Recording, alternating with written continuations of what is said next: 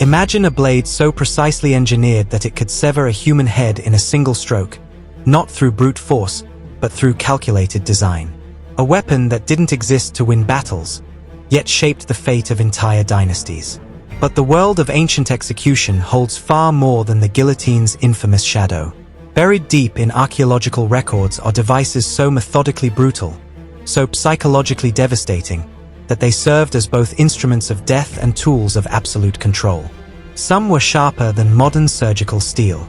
Others were designed not for speed, but for prolonged suffering that could last days. These weren't weapons of war, they were weapons of law, terror, and spectacle. The executioner's arsenal is steeped in mystery and power, forgotten methods that once held populations in fear, carved into history by empires that understood one fundamental truth: the manner of death could be more powerful than death itself. Today, we'll uncover 6 of the most methodically engineered execution weapons throughout history, each one more psychologically calculated than the last. And the first one? It was designed to make death look like divine judgment. Execution Weapon 1. The Brazen Bull of Ancient Sicily. The year is 560 BCE in the Greek colony of Akragas, Sicily. A bronze smith named Perillos stands before the tyrant Phalaris with an invention he believes will secure his fortune. What he's about to present isn't just an execution device, it's psychological warfare cast in metal. The Brazen Bull was a hollow bronze statue, life-sized, crafted with such attention to acoustic engineering that it transforms human screams into something else entirely. But here's where it gets truly disturbing. The screams of the condemned weren't meant to sound like screams at all. Perillos designed a series of tubes and stops inside the bull's head, essentially creating a musical instrument from human agony. When a victim was locked inside and a fire lit beneath, their screams would resonate through these carefully positioned tubes, emerging from the bull's mouth as what ancient sources describe as the bellowing of a bull. To the crowds watching, divine judgment was taking place. The bull was speaking. But Phalaris saw something in Perillos' eager demonstration, a man too comfortable with the mechanics of suffering. According to the historian Diodorus Siculus, the tyrant's response was immediate and darkly ironic. He wanted to test the device's acoustic properties with the perfect subject, its creator. The legend says Perillos became the bull's first victim, though Phalaris had him removed before death, only to execute him by another method later. The message was clear: even the architects of cruelty aren't safe from their own inventions. Now here's what makes this weapon particularly insidious for its time. In the ancient Mediterranean world, public executions weren't just about punishment, they were ritual. The Brazen Bull transformed execution into religious theater. Witnesses weren't watching a person die. They were watching divine judgment manifest through sacred animal symbolism. The bull held profound religious significance across Greek, Phoenician, and Near Eastern cultures, associated with gods like Zeus, Baal, and Moloch. By making the execution device literally become a bull, Phalaris created a spectacle where state power and divine authority merged into one terrifying experience. But the psychological calculation runs even deeper. The condemned couldn't be seen. Unlike crucifixion or beheading, where the humanity of the victim remained visible, the Brazen Bull dehumanized completely. The person inside became the bull. Their identity, their humanity, their very existence was transformed into animal sound. For those watching, it created a psychological distance. You weren't watching a human being die, you were watching a bronze statue perform.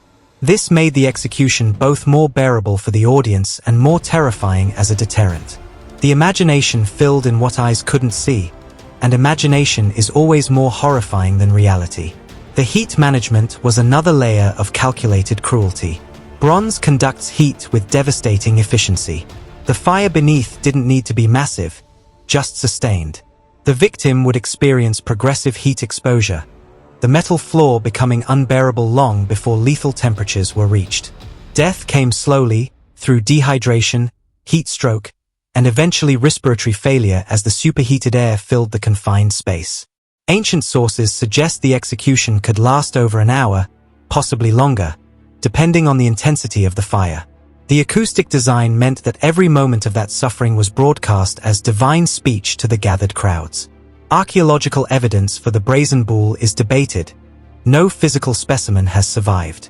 But multiple ancient historians across different cultures reference it, from Diodorus Siculus to Pindar to Lucian. The consistency of these accounts, combined with our understanding of ancient bronze working capabilities, suggests the device was real, even if some details became exaggerated over centuries. What's confirmed is the psychological principle it represents. Execution as performance, cruelty as statecraft, suffering transformed into spectacle. The brazen bull wasn't just about killing. It was about demonstrating that the state could make your death mean whatever it wanted it to mean. And that brings us to our next weapon, one that took a completely opposite approach, making death as public, as visible, and as prolonged as physically possible. Execution Weapon 2, the Iron Maiden of medieval Europe. Medieval Nuremberg, sometime in the 16th century. The city council has a problem. Crime is rising, and public executions by hanging or beheading are becoming routine, losing their deterrent effect. They need something that makes people remember what happens when you cross the law. What they commission will become one of history's most infamous and misunderstood execution devices. The Iron Maiden, a human-shaped sarcophagus lined with iron spikes, designed so that when closed, the spikes would pierce the victim at carefully calculated points. But here's the first surprise. Almost everything you think you know about this device is probably wrong. The version in museums, the one that permeates popular culture with its face on the front and its promise of immediate death through dozens of puncture wounds, that's largely a 19th century invention. Showmen and museum curators embellished, exaggerated, and in some cases completely fabricated these devices to thrill Victorian tourists with Gothic horror. But strip away the myth, and something more disturbing emerges. The real medieval Iron Maiden variants were even more psychologically calculated than the legend suggests. The actual devices used in the Holy Roman Empire weren't designed for quick death. That would defeat the purpose. They were designed for confession. The spikes weren't placed to hit vital organs immediately. They were positioned to cause maximum pain with minimum lethality. A spike might penetrate the shoulder, the thigh, the abdomen, but deliberately avoid the heart, major arteries, or the throat. The torture wasn't the closing of the device. It was what happened while you were inside it. Historical records from the Nuremberg city archives describe a device called the Jungfer, literally maiden or virgin, a narrow, coffin-like cabinet where the accused would be confined in absolute darkness. Some versions had small spikes, others had none at all. The torture was primarily psychological. Standing upright in pitch blackness, in a space barely wider than your body, unable to sit or lie down, for hours or even days.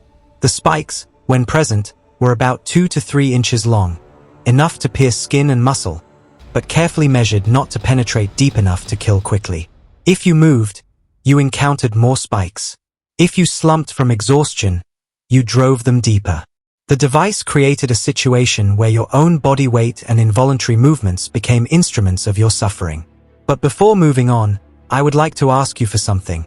If you like these documentaries and want to support me, please consider subscribing. It's free. Now here's what makes this particularly effective as a tool of legal torture. And yes, judicial torture was completely legal in medieval Europe. It left the face unmarked.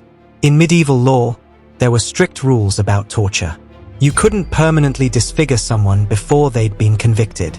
The Iron Maiden wounded the body while keeping the face intact, allowing the accused to be presented in court looking relatively normal, even after days of torture.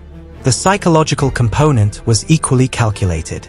Medieval European culture was deeply Christian, and the device's name, maiden or virgin, carried religious implications. Some historians suggest it referenced the Virgin Mary, creating a blasphemous association between holy protection and torturous death. Others argue it was simply called maiden because, like virginity, it was something you experienced only once. Either way, the naming added layers of psychological terror. You were being embraced by something called virgin or maiden, terms associated with purity and protection, while experiencing the opposite. This cognitive dissonance, this corruption of protective symbolism, was part of the torture itself. The actual death toll from Iron Maidens was likely relatively low, because again, that wasn't their primary purpose. They were confession machines. The threat of the device, the hours spent inside, the psychological breakdown that came from darkness, pain, and inability to escape. These produced confessions far more reliably than actual execution. When death did occur, it was typically from infection, dehydration, or shock rather than the initial puncture wounds. Medieval medicine being what it was, even relatively minor puncture wounds could prove fatal days later from sepsis. The device didn't need to kill you immediately, it just needed to start the process. Archaeological evidence for genuine medieval Iron Maidens is extremely limited. Most surviving examples in museums have been dated to the 19th century or proven to be composites, pieces from different eras assembled into a single dramatic display. However, historical documents from Nuremberg, Prague, and other cities do reference coffin-like torture devices, even if their exact specifications remain unclear.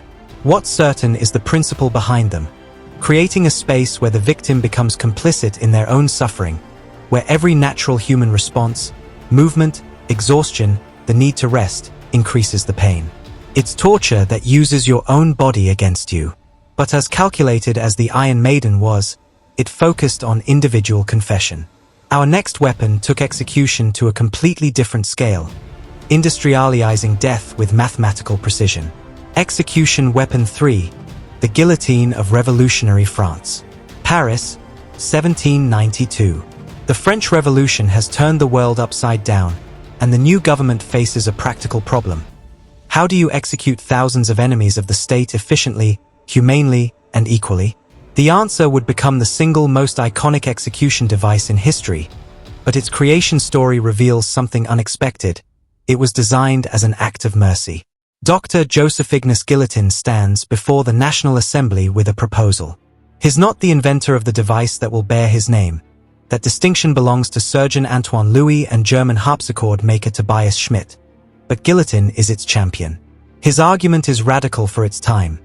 If the state is going to execute people, it should do so without distinction of class and with minimal suffering. Before the guillotine, your method of execution depended entirely on your social status.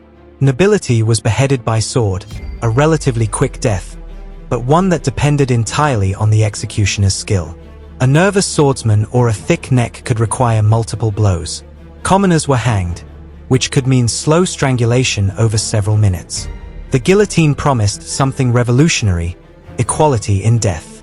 The machine itself was engineered with brutal precision. The blade wasn't straight, it was angled at 45 degrees, creating a slicing action rather than a chopping one. This angle, suggested by King Louis XVI himself, in a dark irony, as he would later die beneath it, significantly increased cutting efficiency. The blade weighed about 88 pounds of steel, dropping from a height of roughly 14 feet, achieving a speed at impact of approximately 21 feet per second. The mathematics were calculated to ensure one result: complete severance in less than 1 second. And it worked. Medical experts estimate that consciousness would persist for approximately 2 to 4 seconds after decapitation, a horror in itself, but compared to the minutes of strangulation from hanging or the potential multiple sword strokes of manual beheading, it was genuinely more humane. But here's where the guillotine becomes more than just an execution device. It becomes theater, symbol, and ultimately terror. The French Revolution didn't hide executions, it centralized them. The guillotine was set up in what is now the Place de la Concorde, the largest public square in Paris. Thousands gathered to watch. Street vendors sold programs. Women would bring their knitting and sit in the front rows. They were called tricoteuses, and they became symbols of the revolution's bloodthirsty momentum. The efficiency of the device enabled something unprecedented in history: industrial-scale execution. During the Reign of Terror from 1793 to 1794, the guillotine in Paris alone executed approximately 2,800 people in just 15 months. King Louis XVI, Queen Marie Antoinette, revolutionary leaders like Robespierre who had sent thousands to their deaths, all fell to the same machine. This democratization of death had a profound psychological effect. The guillotine didn't care about your title, your wealth, your revolutionary credentials, or your protestations of loyalty. It treated everyone with the same mechanical indifference. In a strange way, it embodied the revolution's ideals more perfectly than any constitution. absolute equality, administered by a machine that couldn't be bribed, persuaded, or corrupted. The public nature of these executions created a spectacle that both unified and traumatized French society. Watching an execution was considered a civic duty for revolutionary citizens. The message was clear: this is what happens to enemies of the people, and anyone can become an enemy of the people. The machine's efficiency made it less about individual punishment and more about demonstrating state power through sheer volume. But there was an unintended consequence to this efficiency.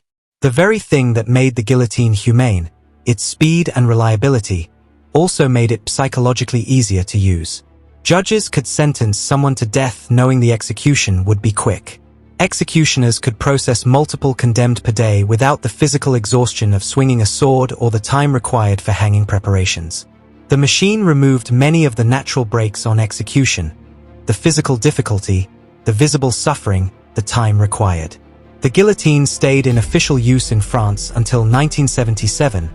Yes, 1977. The last execution was of Hamida Jandoubi, a convicted murderer, beheaded in Marseille. France abolished the death penalty entirely in 1981. This means the guillotine was in use during the same era as space travel, personal computers, and modern medicine. That fact alone reveals something profound. This device, engineered during the Enlightenment to be more rational and humane than what came before, proved so effective that it survived into the modern age. The last public guillotine execution in France was in 1939, witnessed by thousands including a young Christopher Lee, yes, the actor, who later described it as one of the most horrifying things he ever saw. What made the guillotine historically unique wasn't just its mechanism. It was how it transformed execution from personal act to industrial process, from individual punishment to mass political statement. It made death efficient, and in doing so, made death easier to order. Which brings us to our next weapon, one that took the opposite approach, making death as personal, as intimate, and as terrorizing as possible. Execution Weapon 4, the garrote of Spanish Inquisition. Spain, 1478. The Spanish Inquisition has been established by Catholic monarchs Ferdinand and Isabella, and it needs a method of execution that accomplishes something particular: killing heretics without shedding blood, as church law technically forbids clergy from directly spilling blood. The solution they develop will become one of the most intimate and psychologically devastating execution methods ever devised. The garrote, from the Spanish word for stick or club, doesn't look like much. In its earliest form, it's simply a wooden post with a cord or metal collar. But what happens with this simple device is anything but simple. The condemned is seated and bound to the post. A collar is placed around their neck. Behind the post, the executioner turns a screw or lever mechanism that gradually tightens the collar. This is strangulation, but engineered for complete control. Unlike hanging, where the drop might break the neck instantly, if the hangman calculated correctly, the garrote offers no such mercy of accident. Here's what makes it particularly calculated. The executioner has complete control over the speed. They can tighten slowly, allowing the condemned time to pray, confess, or recant. Or they can tighten quickly, compressing the trachea and carotid arteries, cutting off air and blood to the brain. Medical analysis suggests loss of consciousness would occur in 10 to 15 seconds with rapid tightening, but the actual death from asphyxiation could take several minutes. But here's the detail that separates the garrote from simple strangulation. In later versions developed in the 18th century, Spanish engineers added a spike. The Catalan garrote incorporated an iron spike positioned at the back of the collar, directly behind the neck. When the mechanism turned, the spike would slowly penetrate the spinal column, particularly targeting the space between vertebrae at the base of the skull. This addition transformed the device from simple strangulation into something more complex. If the spike was properly positioned and the executioner turned the mechanism with sufficient force, it could sever the spinal cord, causing instant death. But that required precision. Without it, the spike would simply penetrate muscle and tissue, causing extraordinary pain while the strangulation continued. The psychological dimension of the garrote was profound. Unlike the guillotine or the headsman's sword, this was a face-to-face execution. The condemned was seated, fully conscious, looking forward at witnesses, clergy, and accusers. They experienced every moment of their approaching death. There was no sudden drop, no falling blade, no moment where consciousness might be mercifully interrupted. Just progressive tightening and the growing realization that breath was becoming impossible. For the Inquisition, this had specific utility. The garrote kept the condemned conscious and capable of speech right until the final moments. Priests could stand in front of the condemned, seeking last-minute confession or recantation. The device created a window of time where spiritual salvation was still technically possible, which aligned with the Inquisition's stated goal, not merely to punish heresy, but to save souls. Historical records from the Spanish Inquisition reveal that many condemned were offered a choice: burn at the stake as an unrepentant heretic, or accept Catholic doctrine and receive the mercy of the garrote. The burning was slow, agonizing, and could take a half hour or more.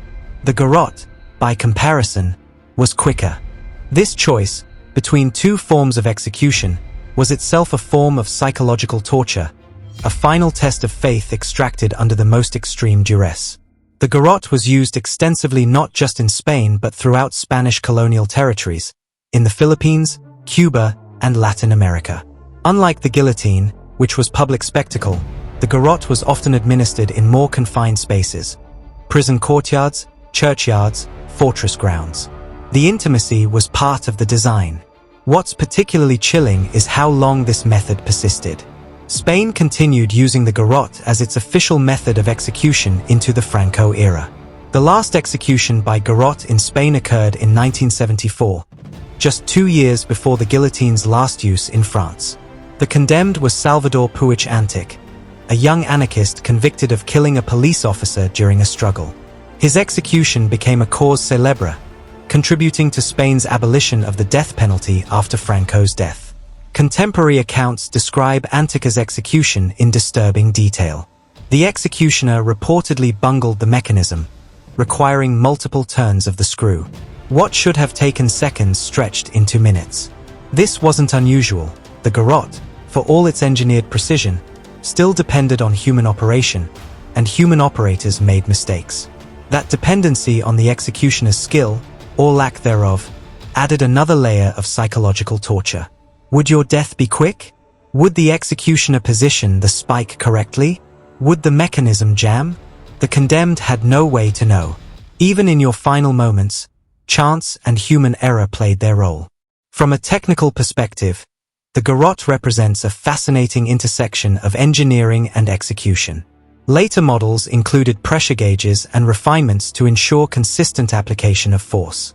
Spanish authorities were, in essence, trying to standardize death, to remove human variability from the process, the same impulse that drove the creation of the guillotine, but applied to a fundamentally more intimate method. The last detail that makes the garrote unique among execution weapons: it required almost no specialized infrastructure. A guillotine needed construction, maintenance, a platform. An Iron Maiden required metalworking and installation. The garrote? A post and a screw mechanism. It was portable, relatively simple to construct, and could be set up virtually anywhere. This portability made it ideal for Inquisition tribunals, which traveled from town to town, carrying justice and the tools of execution with them. But as personal and intimate as the garrote was, our next weapon took a completely different approach to execution, turning it into a public spectacle of prolonged suffering that could last for days. Execution Weapon 5, the breaking wheel of medieval Europe. Central Europe, 14th century. A wooden cartwheel, 6 feet in diameter, lies horizontally on a platform in the town square. Beneath it, another wheel is positioned with its rim facing upward, creating sharp edges between the spokes. The crowd has gathered, some traveling from neighboring villages. What they're about to witness isn't just an execution. It's a carefully choreographed demonstration of judicial power that will last for hours, possibly days. The breaking wheel, known in German as the Rad, in French as roue, was designed around a single principle. Death should be public, prolonged, and progressive. It wasn't enough to kill the condemned. Society needed to witness their body being systematically destroyed, piece by piece, joint by joint. The condemned is stripped and tied spread eagle to the lower wheel, limbs extended through the gaps between spokes. The executioner approaches with a heavy iron bar or hammer. And then the breaking begins. The process followed a precise sequence. Starting with the limbs, the executioner would deliver crushing blows to specific points: ankles, shins, knees, forearms, elbows, shoulders. Each strike targeted joints and bones, designed to shatter rather than cut. The lower will beneath ensured that when the iron bar came down, there was a hard surface to break against. The body had nowhere to absorb the blow. Medical analysis suggests each impact would cause compound fractures. Bones not just breaking but fragmenting, potentially piercing through skin. The pain would be extraordinary.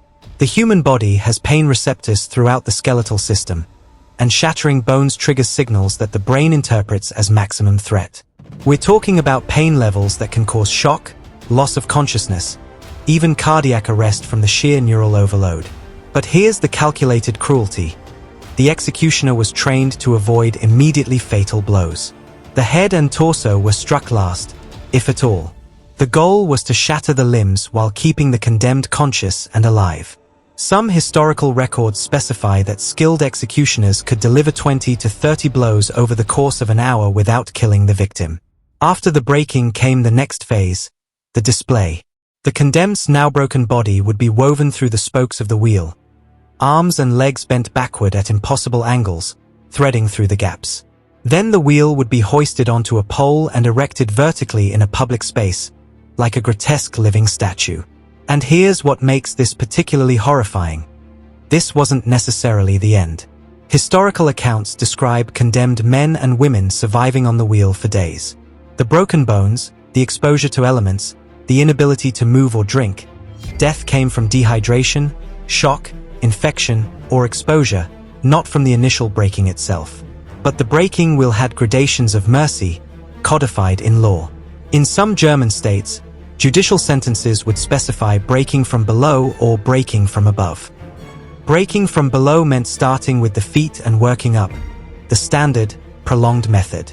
Breaking from above meant beginning with blows to the chest or head, a quicker death. This distinction was determined by the severity of the crime and sometimes by bribes paid to authorities. There were even cases where the executioner was secretly instructed to show mercy. A precise blow to the heart or throat, disguised among the bone-breaking strikes, could kill relatively quickly. Families of the condemned would sometimes bribe the executioner for such merciful killing, paying for their loved one to die in minutes rather than days. The wheel served multiple legal and social functions beyond simple execution. In medieval European law, punishment was supposed to mirror the crime. The wheel was typically reserved for the most serious offenses: murder, treason, highway robbery, arson. The public nature of the execution served as deterrent, but also as entertainment, a grim reality of medieval justice. Contemporary accounts describe the crowd reactions. Some spectators would leave, unable to stomach the spectacle. Others would stay for hours, bringing food, treating it as a social event. The sounds of breaking bones, the screams of the condemned, the rhythmic impacts of iron on flesh, these were considered appropriate for public consumption, including children. One particularly well-documented case from 1757 involves Robert François Damiens, who attempted to assassinate King Louis XV of France. His sentence included breaking on the wheel as just one component of an execution that lasted over 3 hours and involved torture with heated pincers, pouring molten lead into wounds, and finally being drawn and quartered. The wheel was the beginning, not the end. The breaking wheel was used across Central and Northern Europe, with regional variations. In some areas, the condemned was placed on the wheel before breaking, in others after. Some versions included sharp metal points on the wheel's rim to increase suffering. The German versions tended to be the most elaborate, with specific measurements and procedures codified in law. What's remarkable is that this method persisted surprisingly late into the modern era. The last execution by breaking wheel in Germany occurred in 1841. Prussia formally abolished it in 1851. Some Swiss cantons used it into the 1830s. These weren't medieval times. This was the era of industrial revolution, steam engines, and telegraphs. The wheel represents something profound about the evolution of execution, the tension between punishment and deterrence. Modern sensibilities recoil at such public brutality, but medieval and early modern societies saw it differently. The suffering wasn't incidental, it was the point. The state wasn't just ending a life, it was making an example, teaching a lesson, demonstrating power. And that philosophy of execution as demonstration brings us to our final weapon, one that combined publicity, symbolism, and systematic humiliation with death itself. Execution Weapon 6, the crucifixion apparatus of ancient Rome. Jerusalem, 33 CE. 3 wooden crosses stand on a hill called Golgotha. The middle cross will become the most famous execution in human history, but what most people don't realize is that crucifixion wasn't invented for that moment. Rome had been perfecting it as a tool of terror and control for centuries. And the historical reality of how it worked is far more calculated, far more brutal, than most artistic depictions suggest. Crucifixion wasn't a weapon in the traditional sense. It was a method, a system, an entire apparatus of death that combined engineering, medicine, and psychological warfare. Rome didn't crucify people to simply kill them. The empire had dozens of quicker, more efficient execution methods. Rome crucified people to make a statement that could be seen for miles and remembered for generations. The process began long before the victim reached the cross. Flogging came first, not random beating, but systematic lashing with a Roman flagrum, a whip embedded with sharp pieces of metal, bone, or glass. Historical accounts describe these whips as designed to tear flesh with each stroke. Soldiers were trained to target the back, buttocks, and legs, stripping away skin and muscle tissue. Medical analysis suggests that severe flogging alone could cause hypovolemic shock from blood loss, potentially killing the victim before crucifixion even began. But the Romans were experts at calibration. They knew how to flog severely enough to cause maximum pain and physical trauma without killing. The weakened, bleeding victim would then be forced to carry the crossbeam, the patibulum, through the streets to the execution site. This public procession was part of the punishment. Humiliation, exhaustion, and the victim's own participation in their death. The actual crucifixion involved precise anatomical knowledge. The nails, usually about 5 to 7 inches long, made of iron, weren't driven through the palms as commonly depicted. Hands don't have bones strong enough to support body weight. Medical and archaeological evidence, including the discovery of a crucified man's skeleton in 1968 near Jerusalem, confirms that nails were driven through the wrists, specifically through the space between the radius and ulnar bones, or through the heel bones. Here's why that matters. Driving a nail through the wrist would likely sever or compress the median nerve, causing extraordinary pain shooting up the arm. The Greek word used in historical texts describing crucifixion pain is often translated as excruciating, a word that literally means from the cross. But the nails weren't what killed you.